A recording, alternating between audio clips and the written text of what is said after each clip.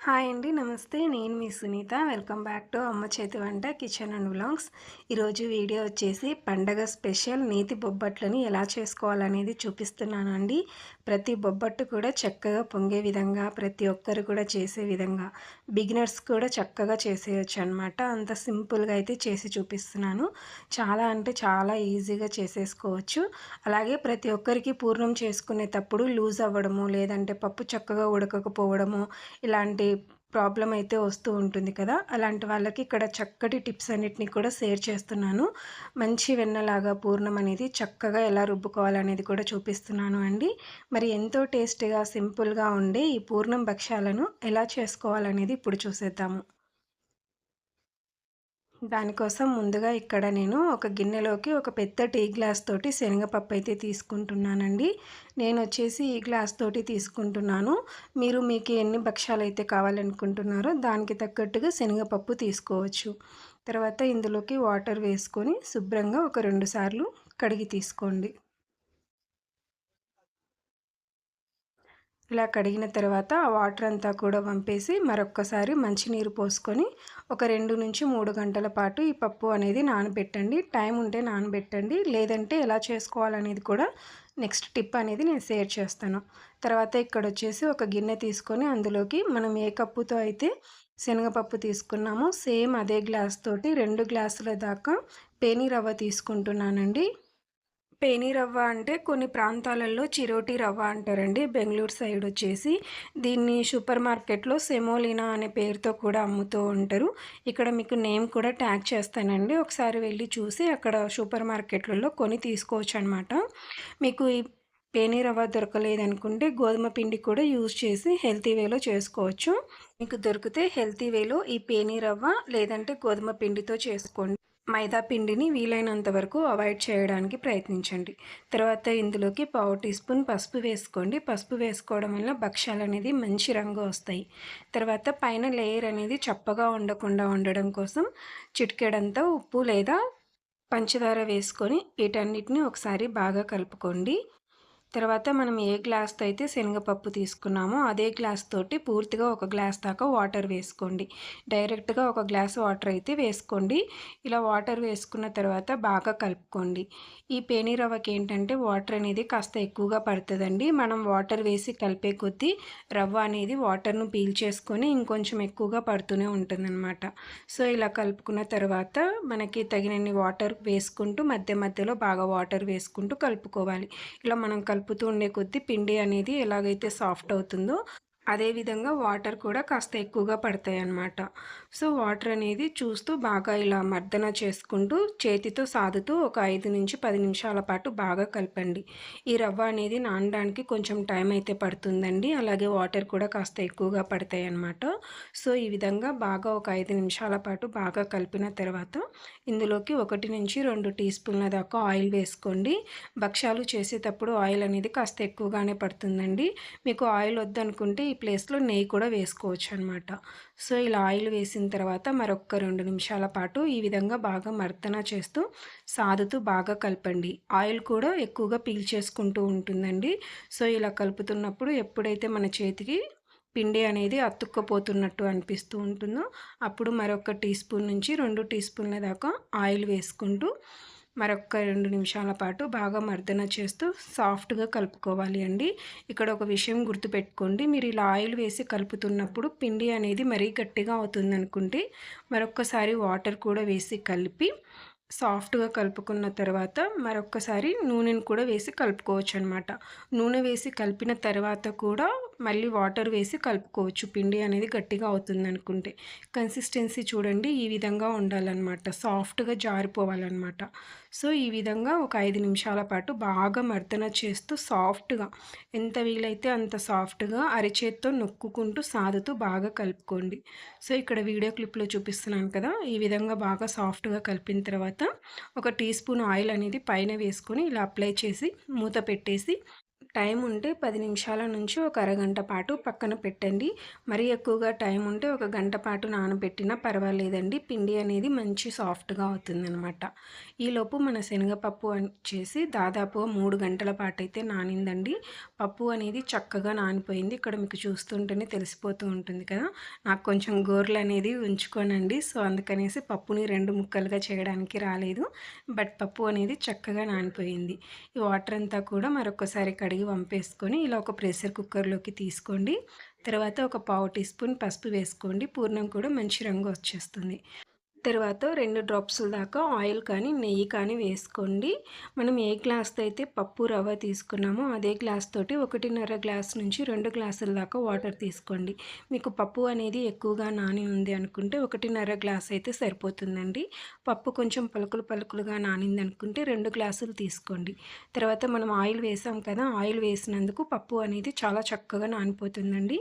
నానబెట్టుకోకపోయినా పర్వాలేదు. ఆయిల్ అనేది ఒక టీ స్పూన్ దాకా వేసుకున్నామంటే పప్పు మెత్తగా ఉడికిపోతుందనమాట. తర్వాత మూత పెట్టేసి మంటని మీడియం ఫ్లేమ్‌లో పెట్టుకొని కనీసం ఒక 4 విజిల్స్ వచ్చేంత వరకు ఉడికించుకోండి.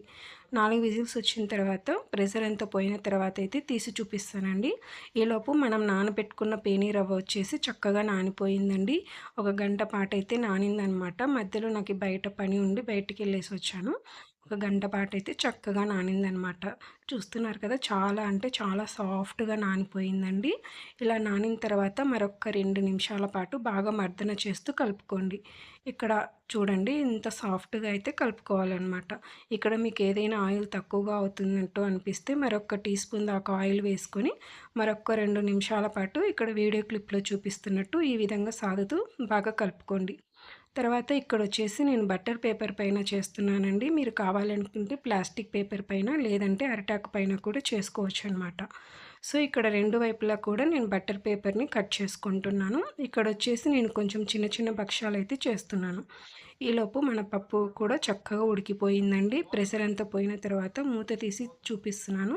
పప్పు అనేది ఈ విధంగా ఉడికిన తర్వాత ఇందులో ఎక్స్ట్రా వాటర్ అంతా కూడా ఇలా స్ట్రెయినర్ పెట్టుకొని వడగట్టుకున్నామంటే ఎక్స్ట్రా ఉన్న వాటర్ అంతా కూడా గిన్నెలోకి వచ్చేస్తుంది. సో, ఈ పప్పు అంతా కూడా పూర్తిగా చల్లారేంత వరకు పక్కన పెట్టుకోండి. పూర్తిగా చల్లారిన తర్వాతనే మనం మిక్సీ పట్టుకోవాలి. లేదంటే పూర్ణం అనేది లూజ్ అవుతుందనమాట. సో, ఇలా వడగట్టంగా వచ్చిన వాటర్‌లోకి ఉప్పు, కారం వేసి తాలింపు వేసుకున్నామంటే పిల్లలు చాలా ఇష్టంగా తింటారు. ఈలోపు మనం వడగట్టి పెట్టుకున్న పప్పు అంతా కూడా చక్కగా చల్లారిపోయిందండి. ఇప్పుడు ఈ శనగపప్పుని ఒక మిక్సీ జార్‌లోకి తీసుకోండి. తర్వాత ఇందులోకి మంచి ఫ్లేవర్ కోసం ఒక టీ స్పూన్ దాకా యాలకుల పొడి, అలాగే మనం ఏ గ్లాస్‌తో అయితే శనగపప్పు తీసుకున్నామో అదే గ్లాస్ తోటి ముప్పావు కప్పు నుంచి ఒక కప్పు దాకా బెల్లం తురుమైతే వేసుకుంటున్నానండి. మీరు స్వీట్ ఎక్కువగా తినేవాళ్ళైతే ఒక కప్పు అయితే కరెక్ట్‌గా సరిపోతుంది. స్వీట్ కొంచెం తక్కువగా తినేవాళ్ళైతే ముప్పావు కప్పు అయితే సరిపోతుందనమాట. సో, మీరు తినే స్వీటుని బట్టి కొంచెం తక్కువగా, ఎక్కువగా వేసుకోండి. తర్వాత ఇందులోకి 1:30 టీ స్పూన్ దాకా నెయ్యి వేసుకుంటున్నానండి. నెయ్యి వచ్చేసి మనకు పూర్ణం అనేది కొంచెం లూజ్ అయినా కూడా నెయ్యి వేయడం వల్ల మంచి గట్టిగా వస్తుందనమాట. సో, ఇలా నెయ్యి వేసుకున్న తర్వాత మూత పెట్టేసి మిక్సీ అనేది ఒకే స్పీడ్‌లో కాకుండా ఆగుతూ, ఆగుతూ తిప్పుకుంటూ చక్కగా పూర్ణాన్ని రుబ్బుకోండి. ఇక్కడ చూపిస్తున్నాను చూడండి. ఈ విధంగా రుబ్బుకోవాలనమాట. మంచి వెన్నలాగా ఎక్కడ కూడా పలుకులు లేకుండా చాలా మెత్తగా అయితే రుబ్బేసుకోవాలండి. నెయ్యి వేసుకున్నామంటే పూర్ణం కొంచెం లూజ్ అయినా సరే కొంచెం గట్టిగా చేస్తుందనమాట. సో, అందుకనేసి 1-1.5 టీ స్పూన్ దాకా నెయ్యి వేసుకోండి. ఒకే స్పీడ్‌లో కాకుండా ఆగుతూ, ఆగుతూ మిక్సీ పట్టుకున్నామంటే మీకు కూడా ఈ విధంగా పూర్ణం అనేది చక్కగా వచ్చేస్తుంది.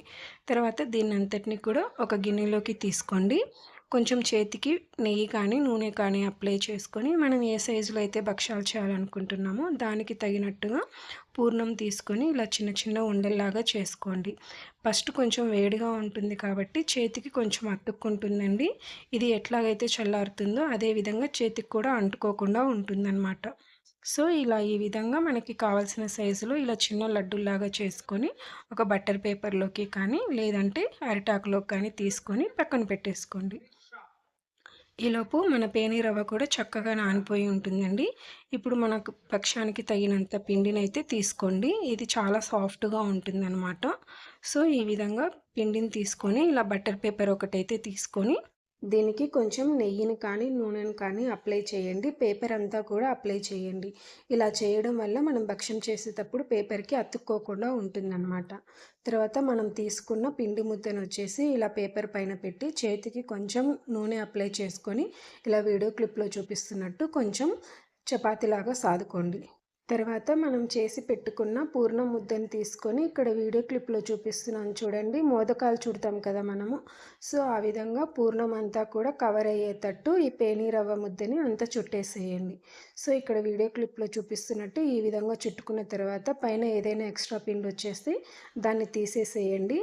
తీసేసిన తర్వాత ఈ బటర్ పేపర్ పైన ఇలా రివర్స్‌లో పెట్టుకొని చేతికి కొంచెం నూనెని అప్లై చేసుకొని కొంచెం లైట్‌గా నొక్కుకున్న తర్వాత రెండో బటర్ పేపర్‌ని కూడా వేసుకోండి. ఆ బటర్ పేపర్‌కి కూడా ఆయిల్ అప్లై చేసి పక్కన పెట్టుకోండి. తర్వాత పైన కూడా ఈజీగా జరగడం కోసం చేతికి కొంచెం ఆయిల్ తీసుకొని ఇక్కడ వీడియో క్లిప్‌లో చూపిస్తున్నాను చూడండి. ఈ విధంగా సాదుకోండి. మీకు ఇలా సాదేటప్పుడు రౌండ్‌గా రావట్లేదు, షేప్ అవుట్ అవుతుంది అనుకుంటే ఒకటి ఏదైనా రౌండ్‌గా ఉన్న ప్లేట్ తీసుకొని అందులోకి ఈ పేపర్‌ను రౌండ్‌గా కట్ చేసి పెట్టుకొని ఇలా వీడియో క్లిప్‌లో చూపిస్తున్నట్టు ఈ విధంగా రౌండ్‌గా సాదుకోవచ్చనమాట. సో, అలవాటు ఉన్న వాళ్ళైతే ఏం అవసరం లేకుండా ఇలా ఈజీగా చేత్తోనే రౌండ్‌గా చేసేసుకోవచ్చండి. ఇక్కడొచ్చేసి నేను కొంచెం చిన్నగా ఉన్న భక్షాలైతే చేస్తున్నాను. మీకు పెద్దగా అచ్చం పేపర్‌లాగా ఉండి చక్కగా ఇంకా పొంగే విధంగా ఉండేటట్టు చేసుకోవాలనుకుంటే ఆల్రెడీ మన ప్రీవియస్ వీడియోలో అయితే ఒక వీడియో ఉందండి. ఆ వీడియో లింక్ అనేది ఈ వీడియో కింద డిస్క్రిప్షన్ బాక్స్‌లో ఇస్తాను. ఒకసారి వెళ్ళి చూసి ఆ విధంగా కూడా ట్రై చేయండి. చాలా అంటే చాలా పల్చగా ఉంటాయి. టేస్ట్ అయితే కూడా చాలా బావుంటాయన్నమాట. సో, ఈ విధంగా చాదుకున్న తర్వాత పైన ఉన్న బటర్ పేపర్ తీసేసి పక్కన పెట్టుకోండి. ఇప్పుడు స్టవ్ పైన ఇలా భక్షాల పెన్నం కానీ, దోస పెన్నం కానీ నేనొచ్చేసి ఇక్కడ దోస పెన్నం తీసుకున్నానండి. కాస్ట్ ఐరన్ పెన్నం అయితే తీసుకున్నాను. ఇలా నెయ్యిని వేసుకొని అప్లై చేసుకున్న తర్వాత పెన్నం బాగా వేడైన తర్వాత డైరెక్ట్‌గా బటర్ పేపర్‌తో సహా తీసుకొచ్చి ఇక్కడ వీడియో క్లిప్‌లో చూపిస్తున్నాను కదా! ఈ విధంగా పెన్నం పైన వేసుకొని ఇలా స్లోగా పేపర్ తీసుకున్నామంటే సరిపోతుంది. అలాగే ఇక్కడ భక్ష్యంలో నుంచి పూర్ణం అనేది బయటికి రాలేదు. పేపర్‌కి కూడా అంటుకోలేదు. చూస్తున్నారు కదా! చక్కగా వచ్చేసిందనమాట. సో, ఇలా వేసిన తర్వాత కొంచెం పొంగడం స్టార్ట్ అవుతుందండి. అప్పుడు నూనెని కానీ, నెయ్యిని కానీ ఒక టీ స్పూన్ దాకా డ్రాప్ చేయండి. ఇలా డ్రాప్ చేసిన తర్వాత నెమ్మదిగా రెండో వైపు తిప్పుకోండి. ఇలా రెండో వైపు తిప్పుకున్న తర్వాత మంటని కొంచెం మీడియం ఫ్లేమ్‌లో పెట్టుకొని ఇలా కొంచెం లైట్‌గా నొక్కుతూ ఉన్నామంటే చక్కగా పొంగుతుందనమాట. ఎక్కడైతే పొంగలేదో అక్కడ కొంచెం లైట్‌గా నొక్కండి. చక్కగా పొంగుతుంది. సో, ఇక్కడ వీడియో క్లిప్‌లో చూపిస్తున్నాను చూడండి. ఈ విధంగా లైట్‌గా నొక్కుతూ ఉన్నామంటే ఆ భాగాలు కూడా చక్కగా పొంగిపోతాయన్నమాట. సో, ఈ విధంగా రెండు వైపులా తిప్పుకుంటూ బాగా కాల్చుకోవాలి. మంటని మీడియం ఫ్లేమ్‌లో పెట్టుకొని లోపల దాకా కాలేంత వరకు చక్కగా కాల్చుకోండి. సో, ఇలా రెండు వైపులా బాగా తిప్పుకుంటూ కాల్చుకున్న తర్వాత వీటన్నిటిని ఒక ప్లేట్‌లోకి తీసేసుకోండి. ఇంతేనండి. ఇదే విధంగా మనకెన్ని భక్షాలైతే కావాలనుకుంటున్నామో అన్ని భక్షాలని ఈజీగా చేసేసుకోవచ్చు. ఒకటి చిన్నగా, ఒకటి పెద్దగా చేశానండి. ఈవినింగ్ టైంలో చేశాననమాట. నాకు రీసెంట్‌గా సర్జరీ జరిగింది కదా! చేయడానికి చాలా ఓపిక కావాలి. సో, అయినా సరే చేశాను. టేస్ట్ మాత్రం చాలా అంటే చాలా బాగా వచ్చాయండి. మా పిల్లలైతే పూర్ణమే సగం తీసేసుకున్నారనమాట. అయినా సరే భక్ష్యాలు కూడా చాలా ఎక్కువగానే వచ్చేసాయి. ఇలా వేడి వేడిగా చేసుకున్న భక్ష్యాల పైన ఇలా ముద్దగా ఉన్న నెయ్యి వేసుకొని, అలా మనం కూర, పప్పు తీసుకొని తింటున్నట్టు ఆ ముద్ద నెయ్యిని తీసుకొని తింటూ ఉంటే ఆహా! ఆ ఫీల్ ఉంటుంది. ఆ టేస్ట్ ఉంటుంది. చాలా అంటే చాలా బావుంటుందండి. ఈసారి మీరు కూడా ఈ విధంగా ట్రై చేయండి. ట్రై చేశాక మీకెలా కుదిరిందో మీ ఫీడ్‌బ్యాక్‌ని కామెంట్ సెక్షన్‌లో నాతో షేర్ అలాగే వీడియో నచ్చితే ప్లీజ్ లైక్ చేయండి. మీ ఫ్రెండ్స్ అండ్ ఫ్యామిలీస్‌కి షేర్ చేయండి. ఇలాంటి మరెన్నో మంచి వీడియోస్ కోసం మన ఛానల్‌ని సబ్స్క్రైబ్ చేసుకోండి. Thanks for watching. Thank you all.